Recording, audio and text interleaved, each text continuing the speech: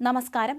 കുന്ദമംഗലം കുരുക്കത്തൂരിൽ വീട്ടിനുള്ളിലുണ്ടായ സ്ഫോടനത്തിൽ 2 പേർക്ക് ദാരുണാന്ത്യം. പടക്ക നിർമ്മാണത്തിനിടയിലാണ് സ്ഫോടനമുണ്ടായത് എന്നാണ് വിവരം. വീട്ടുടമസ്ഥൻ രാഹുലും ഇദ്ദേഹത്തിന്റെ സഹോദരി ഭർത്താവായ രാഹുലുമാണ് മരിച്ചത്. വീട്ടിനകത്ത് ഉണ്ടായിരുന്ന ഷിനി, ഭർത്താവ് വിഷ്ണു എന്നിവർക്ക് സാരമായ രീതിയിൽ പൊള്ളലേറ്റിട്ടുണ്ട്. ഇവരെ കോഴിക്കോട് മെഡിക്കൽ കോളേജിൽ പ്രവേശിപ്പിച്ചിരിക്കുകയാണ്. അതേസമയം ഈ സ്ഫോടനമുണ്ടായത് എങ്ങനെയെന്ന കാര്യത്തിൽ വ്യക്തത വന്നിട്ടില്ല. വിവരമറിഞ്ഞ് പോലീസ് സ്ഥലത്തെത്തിയിരുന്നു. വീടിന് സ്ഫോടനത്തിൽ കേടുപാടുകൾ ഉണ്ടായിട്ടുണ്ട്. ഉഗ്രശബ്ദത്തിലായിരുന്നു പൊട്ടിത്തെറിയുണ്ടായതെന്നാണ് നാട്ടുകാർ പറയുന്നത്.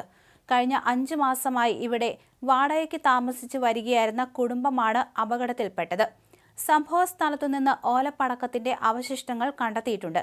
കൂടാതെ വീട്ടിനുള്ളിൽ വെടിമരുന്ന് സൂക്ഷിച്ചിരുന്നതായും സംശയിക്കുന്നുണ്ട്. വിഷു ആഘോഷത്തിന്റെ ഭാഗമായി വീട് വാടകയ്ക്കെടുത്ത് പടക്കം നിർമ്മാണം നടത്തുകയായിരുന്നു എന്നാണ് വിവരം. ഇങ്ങനെയൊരു പടക്ക നിർമ്മാണം ഇവിടെ നടക്കുന്നതായി ആർക്കും അറിയില്ലായിരുന്നുവെന്ന് നാട്ടുകാരും പറഞ്ഞു. നാട്ടുകാർ എത്തി നോക്കിയപ്പോൾ ഒരാളുടെ ഹൃദയം പുറത്തേക്ക് വന്ന അവസ്ഥയിലായിരുന്നു.